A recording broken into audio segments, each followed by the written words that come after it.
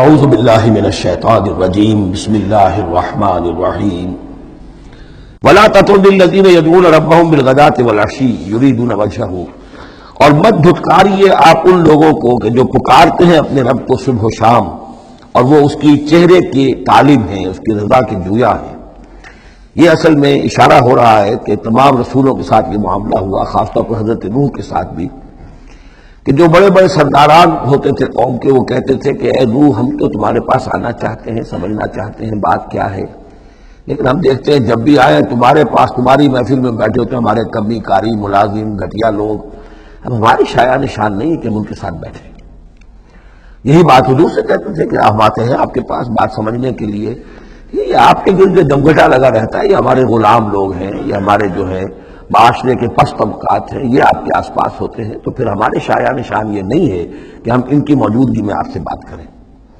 اس پر جواب دیا جا رہا ہے، اے نبی آپ ان کی باتوں سے کوئی اثر نہ لیں، آپ خام خواہ اپنے ان ساتھیوں کو، چاہے وہ غریب ہیں چاہے وہ پست طبقات سے ہیں، لیکن ان کی شان یہ ہے کہ وہ صبح و شام اللہ کو پکارتے ہیں، اللہ سے دعا کرتے ہیں، مناجات کرتے ہیں، تسبیح و تحمید کرتے ہیں، اور وہ اس کے چہرے، اس کے روح انور کے طالب ہیں، وہ اس کی رضا چاہتے ہیں، اس کی خوشی چاہتے ہیں۔ انہوں نے اپنی زندگی جو ہے من یشری نفسہ ابتغاء مرضات اللہ، یہ تو وہ لوگ ہیں جنہوں نے اپنی جانیں جو ہے اللہ کی رضا جوئی کے لیے، اللہ کی رضا حاصل کرنے کے لیے تج دی ہیں۔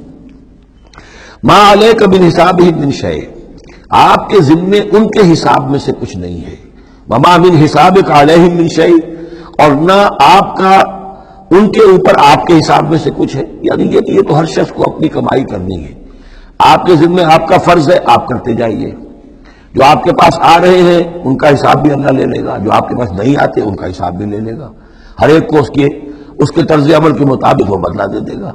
نہ آپ ان کی طرف سے جواب دہ ہیں، نہ یہ آپ کی طرف سے جواب دہ ہیں۔ فَتَطْرُدَهُمْ، تو اگر خدا نہ خواستہ بالفرض آپ ان کے دباؤ میں آ کر اگر انہیں دور کر دیں، اپنے سے دھتکار دیں، فَتَكُونَ مِنَ الظَّالِمِينَ، تو آپ ظالموں میں سے ہو جائیں گے۔ وَكَذَلِكَ فَتَنَّا بَعْضَهُمْ بِبَعْضٍ، اور اسی طرح ہم نے بعض کو بعض کے ذریعے سے آزمایا ہے۔ حق کہہ رہا ہے ایک شخص لیکن ہے مفلس، اب وہ دولت مند جو ہے وہ مسکرائے گا، اس کو دیکھو یہ مجھے سمجھانے آیا ہے، اس کے کپڑے پھٹے ہوئے ہیں، جوتیاں پٹخارتا ہوا آ گیا مجھے سمجھانے کے لیے، اپنی حیثیت کو نہیں پہچانتا۔ حالانکہ دیکھنا یہ چاہیے کہ جو بات وہ کہہ رہا ہے صحیح ہے یا غلط۔ اس طرح ہم آزمائش کر دیتے ہیں لوگوں کے لیے، وَكَذَلِكَ فَتَنَّا بَعْضَهُمْ بِبَعْضٍ، اسی طرح ہم آزماتے ہیں بعض کو بعض کے ذریعے سے، لِيَقُولُوا، تاکہ وہ کہیں أَهَٰؤُلَاءِ مَنَّ اللَّهُ عَلَيْهِم مِّن بَيْنِنَا، کیا یہ وہ لوگ ہیں جن پر اللہ کا خاص انعام و احسان ہوا ہے ہم میں سے؟ اللہ کا احسان ہم پر ہوا ہے، دولت مند ہم ہیں، سردار ہم ہیں، چودراٹیں ہماری ہیں، حویلیاں ہماری ہیں، یہ جو ہے گرے پڑے طبقات کے لوگ، کیا یہ ہے کہ جو اللہ کا احسان اور ان کے اوپر اللہ تعالیٰ کا بڑا فضل ہوا ہے؟ یہ کہا کرتے تھے مکے کے لوگ بھی کہ اگر قرآن اللہ نے بھیجنا ہی تھا، کتاب نازل کرنی تھی، نبوت دینی تھی، تو کوئی رجل من القریتین عظیم، یہ جو دو شہر ہیں مکہ اور طائف، بڑے بڑے چودھری ہیں، سرمایہ دار ہیں، بڑے لوگ ہیں، سردار ہیں، ان میں سے کسی کے پاس بھیجتا۔ مکے کا یتیم جس کے پاس کوئی دولت نہیں، بچپن مفلسی میں گزرا ہے، سخت مشقت کے اندر جو ہے جوانی کا دور گزرا ہے، جس کے پاس کچھ بھی نہیں، کوئی عہدہ نہیں، کوئی منصب نہیں، قریش کا کوئی عہدہ حضور کے پاس نہیں تھا، کوئی منصب نہیں تھا، کوئی آپ کے پاس سرمایہ نہیں تھا، آپ تو پیدا ہی ہوئے ہیں یتیم، تو اس اعتبار سے کیا یہی رہ گیا تھا اللہ کے لیے؟ معاذ اللہ ثم معاذ اللہ۔ لِيَقُولُوا أَهَٰؤُلَاءِ مَنَّ اللَّهُ عَلَيْهِم مِّن بَيْنِنَا أَلَيْسَ اللَّهُ بِأَعْلَمَ بِالشَّاكِرِينَ، تو کیا اللہ تعالیٰ زیادہ واقف نہیں ہے ان سے کہ جو واقعتاً اس کا شکر کرنے والے ہیں؟ ایک اور جگہ آئے گا کہ اللہ تعالیٰ وَاللَّهُ أَعْلَمُ حَيْثُ يَجْعَلُ رِسَالَتَهُ، اللہ بہتر جانتا ہے کہ کہاں اسے اپنی رسالت کا منصب کس کو دینا چاہیے، کس میں اس کی صلاحیت ہے۔ جیسے طالوت کے بارے میں لوگوں نے کہہ دیا تھا کہ اس کے لیے کیسے ہو سکتی ہے سرداری، جبکہ ہمارے پاس دولت ہے، اس کے پاس دولت نہیں، لم یؤت سعۃ من المال، تو کہا گیا تھا اسے جسم اور علم کے اندر اللہ نے بسطہ یعنی کشادگی عطا فرمائی ہے۔ وَإِذَا جَاءَكَ الَّذِينَ يُؤْمِنُونَ بِآيَاتِنَا، اور اے نبی اس کے برعکس یہ لوگ جو چاہتے ہیں کہ آپ دھتکار دیں ان کو، اس کے برعکس آپ کی روش کیا ہونی چاہیے ان غرباء اور فقراء کے لیے؟ وَإِذَا جَاءَكَ الَّذِينَ يُؤْمِنُونَ بِآيَاتِنَا، جب آپ کے پاس آئیں وہ لوگ جو ہماری آیات پر ایمان رکھتے ہیں، فَقُلْ سَلَامٌ عَلَيْكُمْ، تو آپ ان کو سلام کہا کیجئے اور انہیں خوشخبری دیا کیجئے، کتب ربکم علی نفسہ الرحمہ، تمہارے رب نے اپنے اوپر رحمت کو لازم کر لیا ہے، اور تمہارے لیے خاص رحمت کا مظہر کیا ہے؟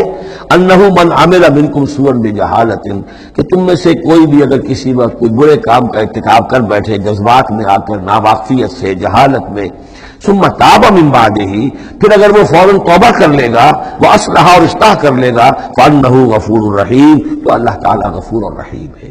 یہ تمہارے لیے مزید خوشخبری ہے، تہنیت اللہ کی طرف سے، قل سلام علیکم کتب ربکم علی نفسہ الرحمہ انہ من عمل منکم سوءا بجہالۃ ثم تاب من بعدہ واصلح فانہ غفور رحیم۔ وکذالک نفصل الآیات، آگے محذوف ہے لفظ لیتفکروا بہا ولتستبین سبیل المجرمین، اسی طرح ہم اپنی آیات کی تفسیر بیان کرتے ہیں تاکہ یہ لوگ ان پر غور کریں، تفکر کریں، اور جب غور کریں گے، تفکر کریں گے، تو مجرموں کا راستہ ان کے سامنے کھل کر آ جائے گا کہ جس راستے پر ہم جا رہے ہیں وہ واقعتاً مجرموں کا راستہ ہے۔ صدق اللہ العظیم۔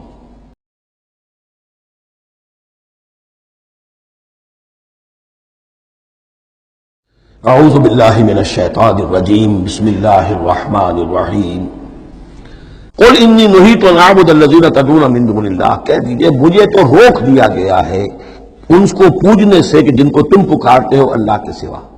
یہ لات عزیٰ منات، ان کو میں نہیں پکار سکتا، مجھے روک دیا گیا ہے، مجھے تو حکم دیا گیا ہے لا تدعوا مع اللہ احدا، اللہ کے ساتھ کسی اور کو مت پکارو۔ قل لا اتبع اہواءکم، اور کہہ دیجئے ڈنکے کی چوٹ میں تمہاری خواہشات کی پیروی نہیں کر سکتا۔ قد ضللت اذا، اگر ایسا کروں گا تو میں خود گمراہ ہو جاؤں گا۔ وما انا من المہتدین، اور پھر نہ رہوں گا میں ہدایت والوں میں۔ قل انی علی بینۃ من ربی، اب اس کو ذرا نوٹ کر لیجئے، کہہ دیجئے کہ میں تو اپنے رب کی طرف سے ایک بڑی بینہ پر ہوں، میں جس راستے پر چل رہا ہوں روشن راستہ ہے، میں اس کا باطن بھی جانتا ہوں، اس کی حقیقت بھی مجھ پر منکشف ہے۔ اور یہ بینہ اصل میں کیا ہے، یہ جا کر آگے سورہ ہود میں یہ بات زیادہ کھلے گی کہ بینہ جو ہے وہ ایک عام انسان کے لیے دو چیزوں سے بنتی ہے، فطرت سلیمہ، جیسا کہ میں نے شروع میں عرض کیا تھا آپ سے، فطرت سلیمہ، عقل سلیم، اس سے انسان ایک حد تک آ گیا، پھر اللہ کی وحی جو آئی اس نے تصدیق کر دی، یہ بینہ بن گیا۔ اب اسی معنی میں پھر رسول اور پھر اللہ کی وحی مل کر بینہ بن جاتے ہیں، وہ لوگوں کے حق میں بینہ، اور خود اپنے حق میں بینہ کیا ہے، آپ کی اپنی فطرت سلیمہ، عقل سلیم، اور اس پر پھر وحی کی توثیق، وحی نے آ کر ان کو اجاگر کر دیا، ان حقائق کو جن تک آپ اپنی عقل سلیم اور فطرت سلیمہ کی رہنمائی میں پہنچ چکے تھے۔ قل انی علی بینۃ من ربی، کہہ دیجئے میں تو اندھیرے میں ٹامک ٹوئیاں نہیں مار رہا ہوں، تم جو مجھ سے مطالبے کر رہے ہو، مجھ پر دباؤ ڈال رہے ہو، میں تو اپنے رب کی طرف سے بینہ پر ہوں۔ وَكَذَّبْتُمْ بِهِ، تم نے اسے جھٹلا دیا ہے۔ مَا عِندِي مَا تَسْتَعْجِلُونَ بِهِ، میرے پاس وہ شے موجود نہیں ہے جس کی تم جلدی مچا رہے ہو۔ وہ جلدی مچاتے تھے، لے آئیے عذاب، بہت سن چکے ہم، کان پڑ گئے سن سن کر ہمارے، عذاب آئے گا، عذاب آئے گا، عذاب کہاں ہے؟ وہ عذاب کہاں رکا ہوا ہے؟ 10 برس ہو گئے، میرے پاس نہیں ہے، میرے اختیار میں نہیں ہے۔ وہ عذاب بھی آئے گا، اللہ کے فیصلے سے آئے گا، جب وہ چاہے گا آئے گا۔ مَا عِندِي مَا تَسْتَعْجِلُونَ بِهِ، جس چیز کی تم جلدی مچا رہے ہو وہ میرے اختیار میں نہیں ہے۔ ان الحکم الا للہ، فیصلے کا اختیار کلیتاً اللہ کے ہاتھ میں ہے۔ یقص الحق، وہ حق بات بیان کر دیتا ہے، وہ خیر الفاصلین، اور وہ سب سے اچھا فیصلہ کرنے والا ہے۔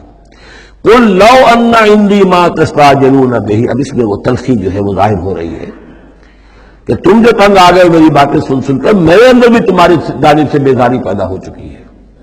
قل لو ان عندی ما تستعجلون به، کہہ دیجئے اگر میرے ہاتھ میں ہوتا، میرے اختیار میں ہوتا، میرے پاس ہوتا جس کی تم جلدی مچا رہے ہو، لَقُضِیَ الْأَمْرُ بَيْنِي وَبَيْنَكُمْ، تو میرے اور تمہارے مابین کبھی کا فیصلہ طے ہو چکا ہوتا، میں تمہیں ابھی مزید مہلت نہ دیتا۔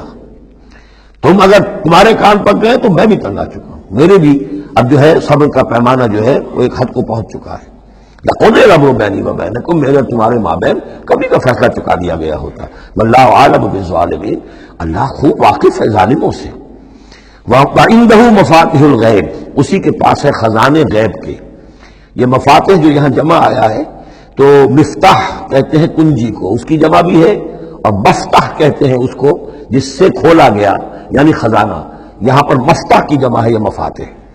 وَعِندَهُ مَفَاتِحُ الْغَیْبِ، اسی کے پاس غیب کے سارے خزانے ہیں۔ لَا يَعْلَمُهَا إِلَّا هُوَ، کوئی جانتا ہی نہیں ان کو سوائے اس کے۔ وَيَعْلَمُ مَا فِي الْبَرِّ وَالْبَحْرِ، اور وہ تو جانتا ہے جو کچھ خشکی میں ہے اور جو کچھ سمندر میں ہے۔ وما تسقط من ورقۃ الا یعلمها، اور نہیں گرتا کوئی ایک پتا بھی کسی درخت سے مگر اللہ کے علم میں ہوتا ہے، ولا حبۃ فی ظلمات الارض ولا رطب ولا یابس، نہیں گرتا کوئی دانہ نہ زمین کی تاریکیوں میں، جو دانہ گھستا ہے زمین کے اندر بیج کی شکل میں، ولا رطب، نہ کوئی ہری چیز تر و تازہ، ولا یابس، نہ سوکھی چیز، الا فی کتاب مبین، ایک کتاب مبین میں سب کی سب موجود ہے۔ یہ کتاب مبین اللہ کا علم قدیم ہے، اللہ کا علم قدیم جس میں کہ ہر شے موجود ہے، ما کان و ما یکون، آنے واحد کی طرح۔ صدق اللہ العظیم۔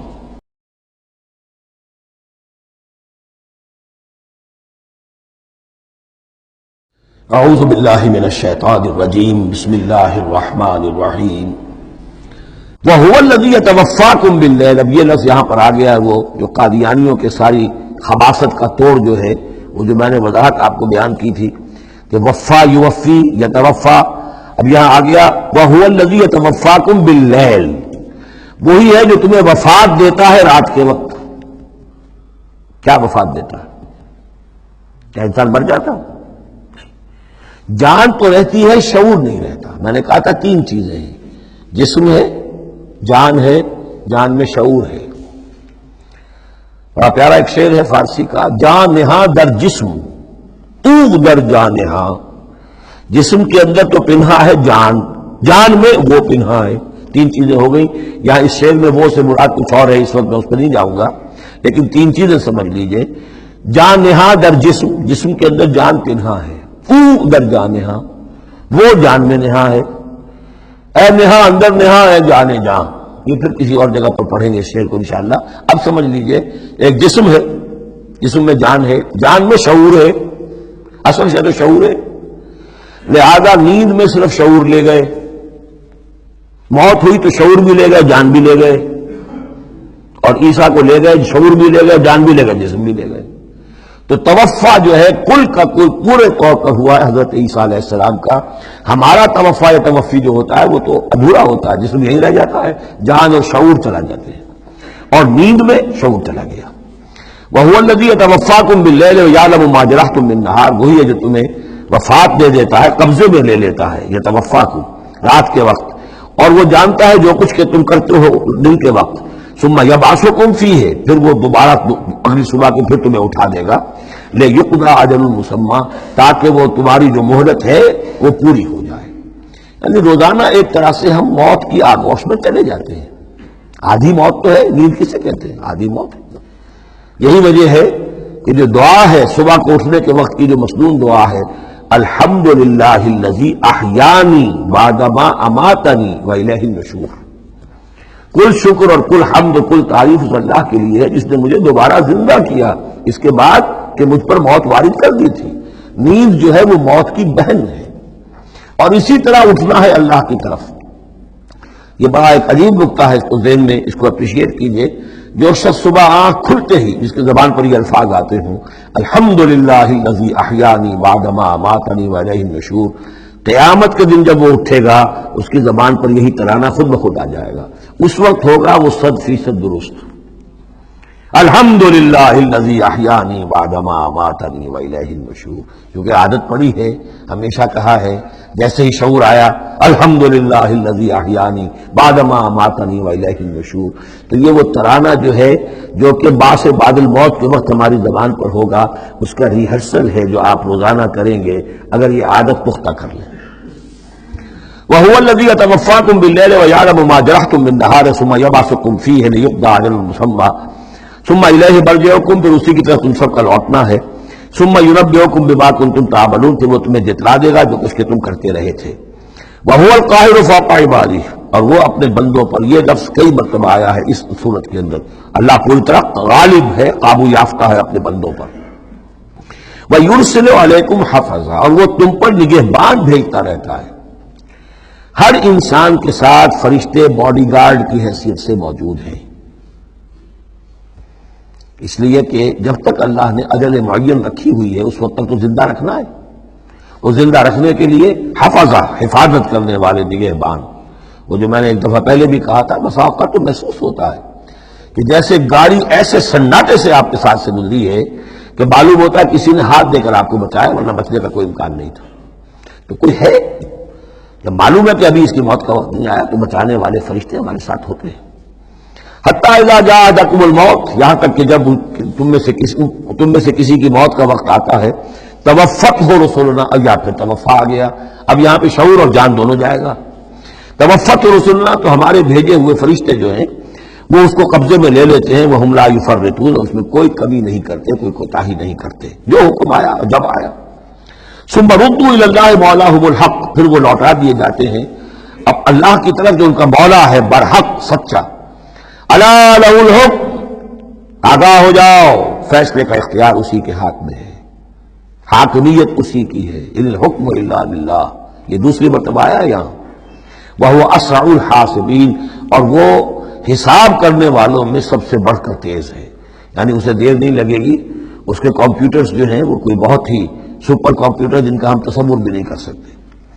قل من ینجیکم من ظلمات البر والبحر تدعونہ تضرعا وخفیا، ان سے پوچھئے کون تمہیں نجات دیتا ہے اندھیروں میں سے، وہ تاریکی کے ہوں یا سمندر کے. سمندر میں دھوپ اندھیرا ہے، کشتی چل رہی ہے، کچھ نظر نہیں آ رہا ہے، اوپر بادل بھی ہیں. اب اس وقت انسان کو کچھ نہیں سوچتا، ہاتھ کو ہاتھ سجھائی نہیں دے رہا، کون تمہیں پھر بھی بچاتا ہے وہاں. من ینجیکم. اسی طرح کوئی قافلہ ہے بھٹک گیا ہے، اندھیری شب ہے، جدا اپنے قافلے سے ہے تو، اب یہ کہ اندھیرے کے اندر بھٹک رہا ہے، نہ دائیں کا نہ بائیں کا پتہ نہیں. ہر درخت معلوم ہوتا ہے کوئی آسیب ہے، کوئی بھوت ہے جنہیں چلا آ رہا ہے، پھر بھی اللہ بچاتا ہے تمہیں. من ینجیکم من ظلمات البر والبحر تدعونہ تضرعا وخفیا، اس وقت تو تم پکارتے ہو اللہ کو بہت ہی گڑ گڑاتے ہوئے اور دل ہی دل میں خفیہ خفیہ، اللہ بچا دے، اے اللہ اس وقت کو راستہ بنا دے، کوئی دستگیری ہو جائے، کسی طرف سے روشنی ہو جائے. نہیں انجانا من ہذہ، اور کہتے ہو تم دل میں اگر اللہ نے ہم کو اس سے بچا لیا، نجات دے دی، لنکونن من الشاکرین، پھر تو اب باقی زندگی تو بالکل اللہ کے شکر گزار بندے بن کر ہم گزار دیں گے. صدق اللہ العظیم.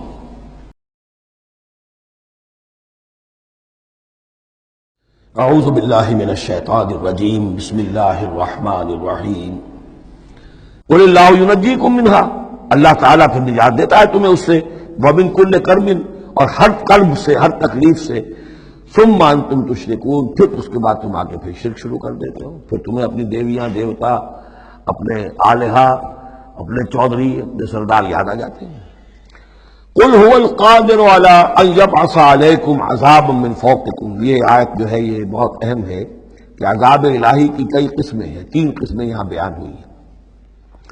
کہہ دیجئے وہ قادر ہے اس پر کہ تم پر بھیج دے کوئی عذاب من فوقکم، تمہارے اوپر سے، آسمان کا ٹکڑا گر جائے، کوئی میٹیورائٹ گر جائے، جو بعض خبریں آتی رہتی ہیں کوئی آ رہا ہے لیکن یہ کہ وہ پھر تحریر ہو جاتا ہے کہیں، جو بھی اوزون لیئر ہے یا کچھ اور ہے، بچت ہے.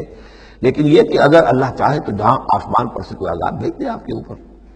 او من تحت ارجلکم، یا آپ کے قدموں کے نیچے سے زمین پھٹ جائے، شق ہو جائے، زلزلہ آئے، زمین دھنس جائے، یہ بھی ہوتا. خسف ہوں گے، قیامت سے پہلے بڑے بڑے 3 خسف ہونے ہیں جن کی خبر دی گئی ہے احادیث کے اندر، بڑے بڑے ٹکڑے زمین کے دھنس جائیں گے اندر. قل هو القادر على ان يبعث عليكم عذابا من فوقكم او من تحت ارجلكم، یہ 2 شکلیں ہو گئی، اوپر سے یا قدموں کے نیچے سے. او يلبسكم شيعا، یا تمہیں گروہوں میں تقسیم کر دے. ويذيق بعضكم بعض بعض، اور ایک کی طاقت کا مزہ دوسرے کو چکھائے. اب لڑو آپس میں، پرانے اور نئے سندھی لڑو آپس میں، پنجابی اور اردو بولنے والے لڑو، اب بلوچ اور پختون لڑو، مارو ایک دوسرے کو. اللہ تعالیٰ کو نہ آسمان کو تکلیف دینے کی ضرورت کہ اس کا کوئی ٹکڑا گرائے، نہ زمین کو کوئی مشقت دینے کی کہ وہ پھٹے، کوئی ضرورت نہیں. آپس میں تقسیم ہو جاؤ کہ گروہ بندی ہو جائے گی، شیعہ سنی کو مارے اور سنی شیعہ کو مارے. یہ جو ہے یہ عذاب الہی کی بدترین شکل ہے جو آج مسلمانان پاکستان پر مسلط ہے. وہ کبھی ایک قوم ہوتے تھے، ہندو کا جب مقابلہ تھا ایک قوم تھے، اور اب وہ قوم جو ہے قومیتوں میں، عصبیتوں میں تحلیل ہو چکی. انظر کیف نصرف الآیات لعلہم یفقہون، دیکھو کیسے ہم اپنی آیات کی تصریف کرتے ہیں. تصریف کہتے ہیں آیات کو گھمانا، ایک ہی بات کو اسلوب بدل بدل کر، انداز بدل بدل کر، ترتیب بدل بدل کر لانا. ایک پھول کا مضمون ہو تو 100 رنگ سے باندھو. وَكَذَّبَ بِهِ قَوْمُكَ وَهُوَ الْحَقُّ، اور اے نبی آپ کی قوم نے اسے جھٹلا دیا. بہی مراد قرآن، یعنی میں نے عرض کیا کہ اس صورت کیا یہ عمود حصی معجزہ کوئی نہیں دکھائیں گے، اصل معجزہ محمد کا یہ قرآن ہے صلی اللہ علیہ وسلم۔ اسی لیے بہی بہی بہی اس کی تکرار اس میں کثرت سے ملے گی۔ وَكَذَّبَ بِهِ قَوْمُكَ وَهُوَ الْحَقُّ، یہ قرآن الحق ہے لیکن اے نبی آپ کی قوم نے اس کو جھٹلا دیا ہے۔ قُلْ لَسْتُ عَلَيْكُمْ بِوَكِيلٍ، ان سے کہہ دیجئے میں اب تمہارا ذمہ دار نہیں ہوں۔ اب میں نہیں کہہ سکتا کہ کب اللہ کے عذاب کا بند جو ہے وہ کھل جائے اور تمہارے اوپر وہ عذاب ہلاکت جو ہے وہ آ جائے۔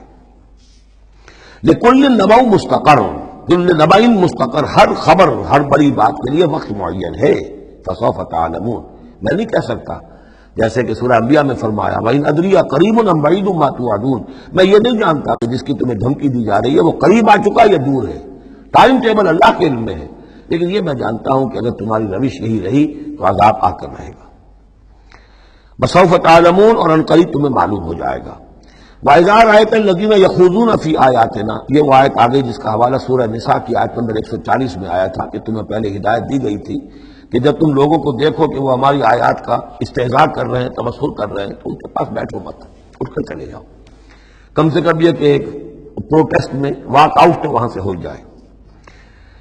وَإِذَا رَأَيْتَ الَّذِينَ يَخُوضُونَ فِي آيَاتِنَا، اور جب تم دیکھو لوگوں کو کہ وہ ہماری آیات میں خوض نیل میخ نکال رہے ہیں۔ دیکھیے اردو میں ہم ایک لفظ بولتے ہیں غور و خوض، بڑا غور و خوض ہو رہا ہے، بہت غور و خوض کے بعد میں اس نتیجے پر پہنچا ہوں۔ یہ دونوں لفظ جو عربی زبان کے بہت قریب کے ہیں، غور کے معنی، غور اچھے معنی میں آتا ہے اور خوض برے معنی میں آتا ہے۔ صحیح چھان پھٹک کرنا اور غور کرنا، اس کے ما لہو ما علیہ، فار کیا ہے اگینسٹ کیا ہے، یہ مثبت انداز میں یہ ہے غور۔ خوض ہے نیل میخ نکالنا، اس کے اندر جو ہے بال کی کھال خام خواہ کو اتارنا، یہ کوشش ہے، یہ خوض ہے۔ وَإِذَا رَأَيْتَ الَّذِينَ يَخُوضُونَ فِي آيَاتِنَا، جبکہ وہ ہماری آیات میں اس طریقے کا معاملہ کر رہے ہوں تو جب تم دیکھو فَأَعْرِضْ عَنْهُمْ، تو ان سے کنارہ کرو، حَتَّى يَخُوضُوا فِي حَدِيثٍ غَيْرِهِ، یہاں تک کہ پھر وہ کسی اور بات میں لگ جائے، کسی اور مذاق میں، ٹھٹے میں، پھر تم ان کے پاس جا سکتے ہو۔ وَإِمَّا يُنْسِيَنَّكَ الشَّيْطَانُ فَلَا تَقْعُدْ بَعْدَ الذِّكْرَىٰ، اور اگر تمہیں شیطان بھلا دے، تم بیٹھے ہوئے تھے وہاں گفتگو شروع ہوئی، کچھ دیر تک تمہیں احساس نہیں ہوا کہ یہ تم اس کام میں لگ گئے ہیں، تو تمہیں یاد نہیں آیا، لیکن فلا تقعد بعد الذکر، جب یاد آ جائے تو مت بیٹھو ان کے ساتھ، مع القوم الظالمین، ان ظالموں کے ساتھ، پھر وہاں سے واک آؤٹ کرو احتجاجاً، اور پھر یہ البتہ منتظر رہو چونکہ دعوت و تبلیغ کے لیے پھر تمہیں آنا ہے۔ تو قالوا سلامہ، علیحدہ بھی ہو تو وہ لٹ مار کے نہ ہو، بلکہ یہ کہ اٹھو وہاں سے تو بڑی خوبصورتی کے ساتھ۔ وما علی الذین یتقون من حسابہم من شیء، اور یقیناً جو لوگ اللہ کی تقویٰ کی روش اختیار کرتے ہیں ان پر ان کے حساب کی کوئی ذمہ داری نہیں ہے، ولیکن ذکریٰ لعلہم یتقون، لیکن یہ یاد دہانی ہے تاکہ وہ تقویٰ اختیار کریں۔ صدق اللہ العظیم۔